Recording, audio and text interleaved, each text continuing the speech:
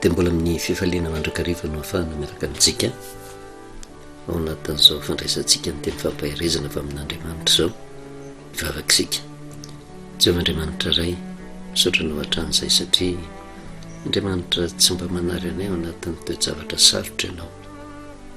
fa mitaridalanay mandrakariva ary manome toky anay fa ny ady dia anao fa izay kosa sainao mangina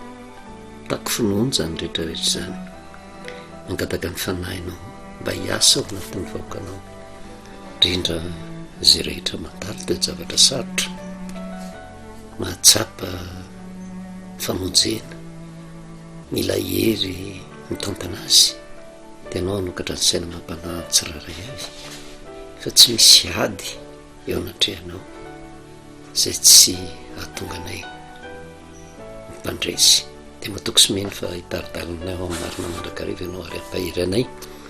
ny anaranao Jesosy, amen. Faly miaravantsika amin'ny anaran'i Jesosy manona ny fahasoavana sy ny fiadanan'ny tompo amintsika mandrakariva. Tsy mora ny manara-dia an'Andriamanitra satria ny tanjona an-kendren'Andriamanitra dia tsy ampiorina antsika amin'ny zavatra ho leviny ety amin'ity izao tontolo izao ity izay nazavaintsika fa raha nijery ny tantaran'ny zanak'Israely niainga tao amin'ny tany Egipta andeona amin'ny tany Kanantsika dia io Egipta io mitandinda n'izao tontolo izao amin'izao vanim-potoana izao izay iainantsika, tany feno ota, tany feno fahadalana, tsy ahitana fiadanana na fifaliana fa ny zavatra tazana ety amin'ity izao tontolo izao ity dia ny filan'ny maso, ny filan'ny nofo, ny filan'ny sofina ndreka momba n'izao fiainan'izao. Miezaka ny zanak'olombelona mitady fitsarana ety amin'ity izao tontolo izao ity fa tsy misy mihitsy satria efa simbatra ny am-piandohana tamin'ny tarigetra namoronana n'Andriamanitra ny zanak'olombelona ny fikasan'Andriamanitra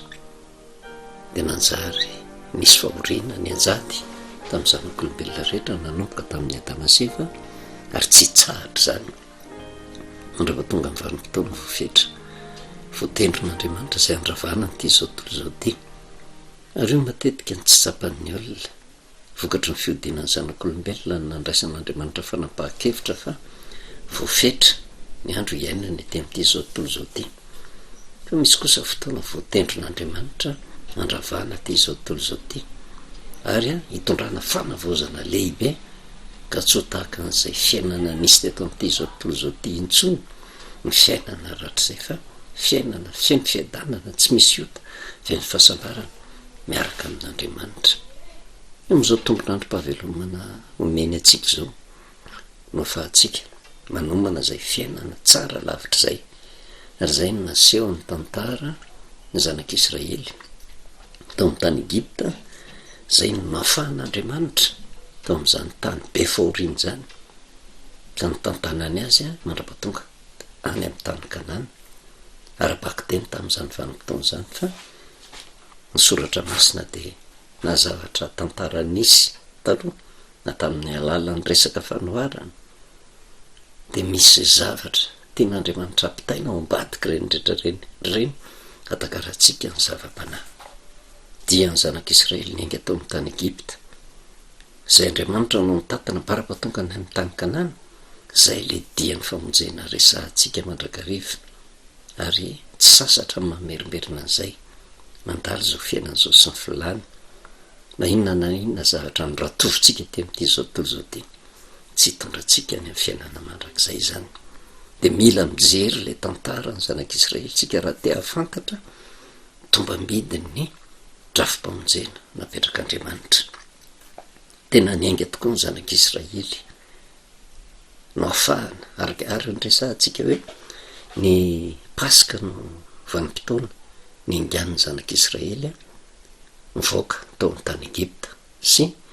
nizorany tamin'ny lalàna ny soritan'Andriamanitra andeha ho any amin'ny tany Kanana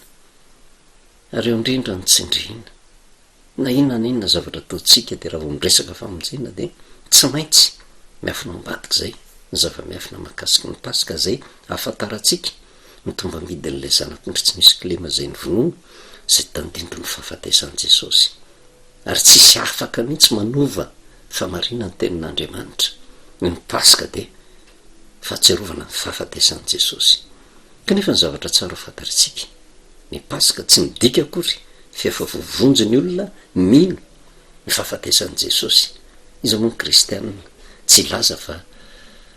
tsy mino ny fahafatesan'i Jesosy fa samy milaza fa mino ny fahafatesan'i Jesosy fa saingy tonga am'le tenen'i Jesosy ity fireneny ity manajam-bolony fa mifongo kosa lavitra fa nisy zavatra nefa teny ampandehanana teny ka le Paska tsy lasa fahatserovana intsony ny fahafatesan'i Jesosy fa lasa irairay ava ny kristianina hoe Paska fandresena. Raha mbola eto am'ty zao tontolo zao ty isika tsy mbola mpandresy zany tsika, fampianarin'Andriamanitra iady ka raha miankina amin'Andriamanitra tsika de mivoaka ho mpandresy. Maty ny zanak'ondry tsy misy kilema ary nisy fepetra be deaibe napetrak'Andriamanitra tao anatin'izay mba ho tandremany zanak'Israely zay antoka natonga azy ho tafavoaka tao amin'ny tany Egipta tsy voavonjy akory fa afaka fotsiny. Ary zay fanafahana nataony Jehovah zay de fitondrana azy amin'ny lalana izotra ho any amin'ny tany Kanana ary ny fidirina amin'ny tany Kanana tandindo ny famonjena. Be deaibe ange am'izao vanim-potoana zao mampanantena zavatra pokaty mihitsy rehefa miaraka amin'Andriamanitra de miadakadana satria efa maty Jesosy de maty ke efa voavonjy isika. Ny famonjena ny vitan'i Jesosy fa zay famonjena vitan'i Jesosy zay de mbola misy zavatra takina amin'ny kristianina ka raha mankatoy izy de ho vonjena fa raha mbola velonainy tsika tsy mbola misy voavonjy zany na de nyray aza fa ambadika amin'ny fahafatesana no mamaritra hoe tena iza no vonjena, iza no very. Ary noho izany tsy afaka hifampitsara isika fa ny antony fitoriana ny filazantsara de manoro lalana atsika mba hizotra ho amin'ny lalany famonjena mba tsy hanenina tsika. Ka rehefa niainga ny zanak'Israely ny zavatra nitresahantsika tamin'ny farany de teny fikasana tany amin'ny Mateo 7 fampahafantarany karazany olona te amin'ity zao tontolo zao ty ao le mandreny teny ka mankatoa oarina takan'lay lamanantsaina zay nanorona ny tranony tambony vatolampo izy tamin'ny rikira ny ranonorana nitafiotra namely zany trano zany tsy nenjerany trano tandindon'ny olona mino tandindon'ny olona manara-dia an'Andriamanitra tandindon'ny olona mivavaka nandreny teny nankatoa fa tsy midiko zany raha nankatoa miadakadana fa tsy maintsy misy loza sedraina fa de tsy andanan'izay keo. Nisy ny lehilahy anankiray nandreny teny fa tsy nankatoa oarina takan'ny lehilahy adalina nanorona ny trano tamboniny fasika tonga ihany mitovy ny loza lanjoany reo antokony olona roa reo fa ty lehilahy adaly ty loza ny venjerany tranony mitovy ny loza zay manam-pirofo tao anatin'ny fanoharana nataon'i Jesosy eny amin'ny Mateo 7 fa raha hiaraka amin'Andriamanitra ianao tsy midika zany fa tsy hisedra loza fa misedra loza avokoa fa saingy hafa ny fomba hitantanan'Andriamanitra ny olona matoky azy ary ny olona tsy matoky azy de mitady loza ho an'ny tenany. Ary zay ny tiana ho tsapatsika hoe fampanantenana pokaty ny fitenenana rehefa miaraka amin'Andriamanitra de milamindamina. Ary aseho amin'ny tantara zany teo amin'ny fiaingana tao amin'ny tany Egipta tamin'ny Paska zay 4 volana nisanina zay fa ndresahantsika de inona ny zavatra nitranga tafavoaka tao ny zanak'Israely. Kanefa rehefa tafavoaka ny zanak'Israely niainga tamin'ny 4 volana nisanina de nizotra tamin'ny lalana nysoritan'Andriamanitra fa tsy arak'izay nieritreretiny zanak'Israely rehefa tafavoaka tao de samy mandeha am'izay tiany alehany fa nanaraka ny toromarika napetrak'Andriamanitra satria nifidy olona Andriamanitra de Mosesy zay mpitaridalana ny zanak'Israely zay fomba ny nilazan'Andriamanitra reto zanak'Israely reto any amin'ny Exodus 12 ny 9 ary ho tehirizinareo izy hatramin'ny 12 amin'ity volana ty ozy de amono azy amin'ny ariva ny fiangonana ozy de ny Israely rehetra ny fiangonana mira ny Israely noho izany zany ny fiangonana de ny kristianina rehetrarehetra raha mino antokony olona maro tsy resaka vapatrano akory fa resaka tena fitambaran'ny olona zay a miray feo mino an'andriamanitra de nitondra reo zanak'Israely reo ary nanendry mpitarika izy de zany mahita atsika eo nivony everina fa fiangonana ka le fiangonana tsy le trano mijoalajoala zay ivavahantsika fa ny fiangonana de ny fitambaran'ny olona ao anatin'io everitsika fa trano fiangonana io samihafa ny hoe trano fiangonana sy ny fiangonana fa raha vao miresaka fiangonana de antokon'olona miray feo miray hevitra manaraka fahamarinana ary nefa ny atao hoe zanak'Israely de manaraka ny fahamarinan'Andriamanitra de eo indrindra no izahana toetra ny kristianina rehetra hoe tena fiangonana zany hoe vondron'olona tena manaiky ny fahamarinany tenin'Andriamanitra ve fa ny fitomboan'ny dia ny famonjena de miainga amin'ny 4 volana anisanina zay paska tandindry fahafatesan'i Jesosy fa raha vao mandahany io de kristianina manaja an'Andriamanitra amin'olona fa mifony kosa lavitra azy kanefa zay zavatra hitatsika ary tsy fanameloana ny anton'izany rehetrarehetra zany fa famerenana atsika ho amin'ny lohany tanteraka inona ny zavatra nitranga tamin'ny tantaran'ny zanak'Israely de niainga fo niainga ny zanak'Israely tapa-kevitra koa fa hiainga anentsika ny Egiptianina fanim-potoana ny aingana tsy mitovy ny toerana ny aingana no mitovy samy miainga eo amin'ny tany Egipta ary zay ity zao tontolo zao ity eto ny toeram-piaingana eto fa zava-panano resantsika hoe ny tena fiaingana marina de 4 volana anisanina zany hoe tapa-kevitra fa hiala amin'ny faratsiny tapa-kevitra hiala amin'io ta hibebaka de manaiky ny torolalana napetraka Andriamanitra ary tsy maintsy miainga amin'ny 4 volana anisanina tsisy afabely ty zao tontolo zao ty fa miaina eo amin'ny tany Egipta zay tandindon'izao tontolo zao eto ny toeram-piaingana tsisy tafajanony eto na de ndray arana inona fa niriny hijanona teto kanefa fampahirezana kosa ho an'ny kristianina zay tena tapa-kevitra hiain'ny feon'Andriamanitra de fa hitatsika ny afatra napetraka Andriamanitra hoe Jehova hiato anareo fenareo kosa angina satria tamy ny Egiptianina kivy ny zanak'Israely nanenjika ny zanak'Israely io ny resantsika hoe rehefa jerevana lavitra mitovy ny lalak'izoran'izy ireo de le lalana ny soritan'Andriamanitra samy niainga tao amin'ny tany Egipta de ny lalana ny soritan'ny an'Andriamanitra nandeha ny zanak'Israely iny lalana ny zoran'ny zanak'Israely ihany koa nge ny zoran'ny Egiptianina fa ny tanjona ny kendrena tsy mitovy zanak'Israely andeho any amin'ny tany Kanana ny Egiptianina tsy andeho any amin'ny tany Kanana ny tanjona ny kendrena fa andeha anenjika fa raha jerevana lavitra fotsiny ka tsy mahafantatra n'izay tanjona ny kendrena zay de hoe ka lalana mitovy ihany angereo tsy maintsy efarany amin'ny tany Kanana ary zay nefa ny fitaka amin'izao vanim-potoana zao satria reto Egiptianina manenjika reto rehefa jerevantsika manany ny Andriamanitra zay nivavahana ange izy fa tsy Andriamanitra Jehova ary ahoana no ahafantarana fa tsy Jehova no Andriamanitra de azosika lazaina fa izy tsy mananan-katòa ny tenin'Andriamanitra fa tena zay mahafinaritra ny saina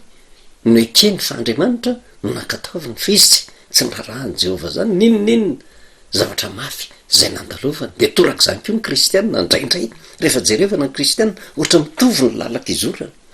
samy tapa-kevitra hiainga hiala am'ty zao tontolo zao ty ary tena samy manantena andova ny fiainana mandrakizay kanefa eo no hamantarina azy ahatserovantsika le Mateo 7 lehilahy anankaroa ndray nandreny teny nakatòa ndray nandreny teny tsy nakatòa de zay koa ny kristianina na de mitonona fa malalan'Andriamanitra ary fa tsy mankatòa ny famarina ny tenin'Andriamanitra de mipetraka ho takan'ny Egiptianina ka rehefa mipetraka ho takan'ny Egiptianina de zao tsy maintsy tara fiaingana tsy mahafantatra ny tombambidy ny lalan'ny famonjena fa ny zanak'Israely nefa miainga kanefa na de miainga ary na de Andriamanitra raha no mitondra de tsy maintsy misedra zavatsarotra foana ary eo no ampahirezana atsika hoe azakivy ny mivavaka amin'Andriamanitra fety amin'ity zao tontolo zao ty ozy Jesosy mahita atsika fa oriny nefa matoky fa Jesosy efa nandresy izao tontolo zao hoe misedra toe-javatra sarotra misedra ady ny tena kristianina marina fa saingy matoky ny teny Jehova hoe Jehova no hiady fa isika no manginy raha mino isika mety mandalo toejavatra sarotsika am'izao vanotao zao me matalo fakapanahy mafy mandalo fizany toetra faoriana alalina fantrana mihitsy aza indraindray fanenjehana manana an'andriamanitra ve ianao mino an'andriamanitra ve ianao de matoko ny tenin'i Jehova ianareo mangina Jehova niady anareo iady amin'io zavatra atrehanao io iady amin'ny fantrana iady amin'io zay manentsika anao iady amin'ny fahavalonao fa ianao kosa mangina fotsiny fa miainy fotsiny ianao ny feon'andriamanitra ary mandeha arak'izay lalina soritan'andriamanitra manaiky taka n'le lehilahy mana-tsaina ny tenyzay re ankatoavina raha marina fa tsy mamahoriporina zavatra afa de niainga ara ny zanak'Israely dinona zavatra mitranga de Jehova mihitsy ankeny no nyteny tamin'ny zanak'Israely tamin'ny Mosesy ka de anentsika anareo mihitsy ny Egyptianina ozy hiditra anentsika anareo amin'ny 17 arindro izao anamafy ny fon'ny Egyptianina ozy ka hiditra anentsika azy izy de ankalazaina noho ny ataoko amin'ny Farao sy amin'ny miaramila andrehetra mba mikalesiny sy mpitaingitsovaliny de fantatry ny Egyptianina rehetra fa zao ny Jehova ozy rehefa ankalazaina noho ny ataoko amin'ny Farao sy ny kalesiny sy ny mpitaingitsovaliny. Andriamanitra tsy mamela ny zanany ho resy zany mety mafy ny zavatra tsy maintsy andalovana mety tena tsy hitanao tsony zay lalako ambany fa ny zavatra toko omeny Jehova ho fantatry mpanentsika fa Jehova ny marina ary am'izay vanim-potoan'izay miramirana ny fonao no mivalim-bavaka zay omen'Andriamanitra anao satria io Andriamanitra io tsy mahafoy ny olona mahatoky azy fa tsy maintsy misy fanenjehana io ary tsy maintsy mandalo faoriana noho izany miaraka amin'Andriamanitra tsy milamindamina zany fomba ahoana moa no ilazana fa mpandresy isika raha tsy mandalo ady kanefa misy ny sasany milaza fa mpandresy izy kanefa tsy miady tsy misy an'izany hoe olona mandresy kanefa tsy misy fahavalo edivan'izany fa ny olona mandresy de tena nandalo ady mafy kanefa niady zay atrehany ray tsy izy no miady mangina izy manaiky an' Jehova fa Jehova no miady ho azy. Raisitsika eo amin'ny 120 tara fianganany zanak'Israely sy tamin'ny 7 volana anisan'ny izy no niainga fa taorinan'izay de hitatsika moa ny loza amina tambo metraky eo anatrehan'izay zavatra zay. Ny 120 de nahitsitra Mosesy teo ambony ranomasina ny tanana ozy ary nrivotra nisy rivotra mahery avy any Atsinanana no nampizavan'i Jehova ny ranomasina mandritry ny alina iny ka nataony tany maina ny ranomasina ary de voasaraka rano de nandeha teo afovoan'ny ranomasina nandeha ny tany maina ny zanak'Israely ary ny rano ozy de tonga fesy ho azy teo amin'ny akavanana sy teo amin'ny akaviany. Mafy nge ny zavatra nantsony zanak'Israely efa niainga niaraka tamin'i Jehova ao namono tsokivy satria zavatra tsy fahitany hatramin'izay fahavalo manentsika vatorina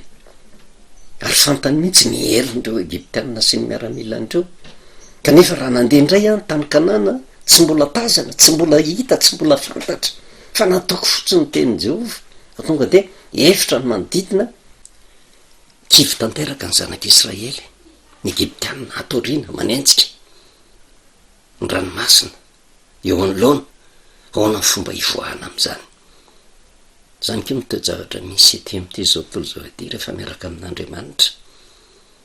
avelan'Andriamanitra andalo toejavatra takan'izany amin'ny lafiny anankiray izahana toetra ny finoantsika hoe atraiza ny fatokisantsika n'Andriamanitra manoloana ny ady zay atrehana mahatoky ilay teny hoe Jehova hiady ianao mangina sa hitady vahaolana fa amin'ny lafiny anankiray keo avelan'Andriamanitra hitrango zany mba ho fanina narina ny fahavalo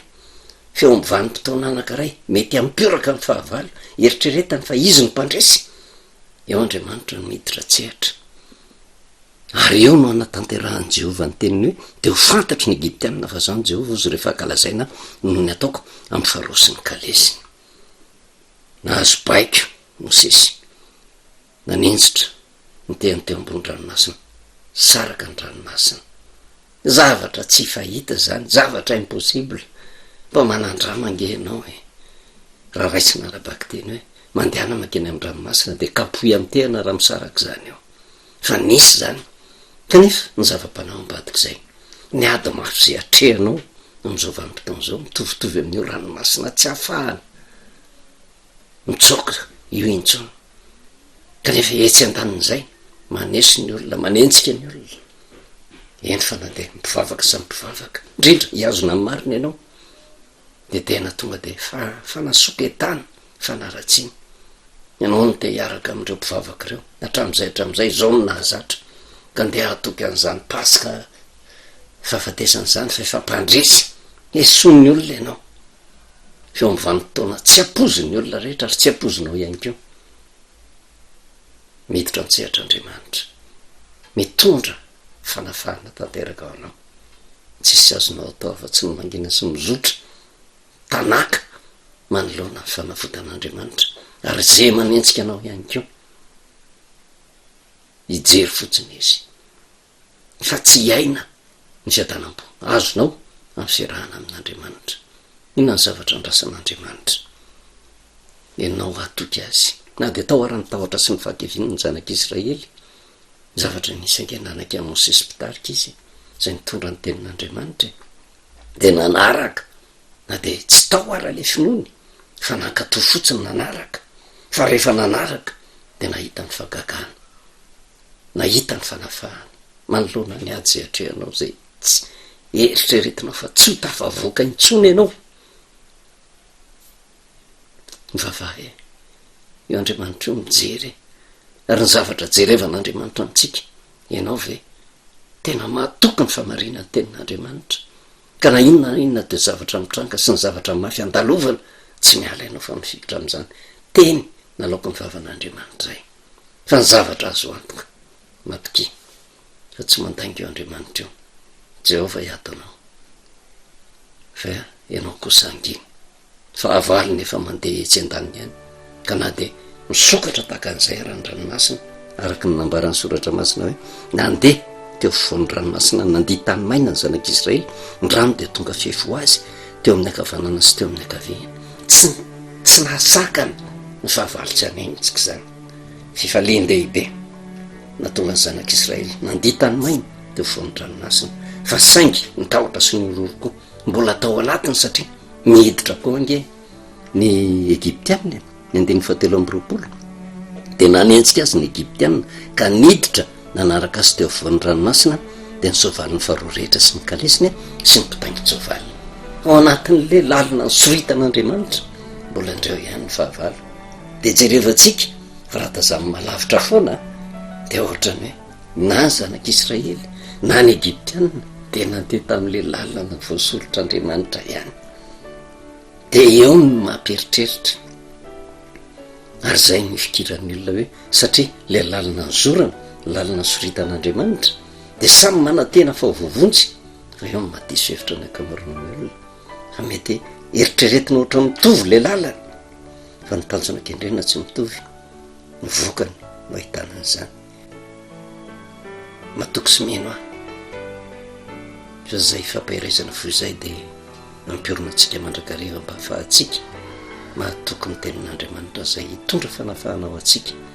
ka hitantsika ny lalina mizotra manay famonjena voninahitro an'Andriamanitra rery ihany a vavakisika misotranao Jehova Andriamanitra ray no ny teninao ny ray zay tonga taminay de ny mamelombelona ny foana mpanahy ka na de tantara nisy hatram'izay raha de mitondra lesonao anay mba tonga anay hatoky fa nay ny nady atrehanay tsy maintsy mivoaka mpandresy no ny amin'ny raha ny zanak'olo sy ny teny filazana azy satria teny fikasana no menao zany Jehova hiady manareo fa nakokosa anginy ampianariny olonao atoky zany le fikasana zany de misaotra indrindra ray ny anaranao Jesosy amen anao velomantsika amin'ny anaran'i Jesosy anao na fahasoavana sy ny fiadanan'ny tompo amintsika mandrakariva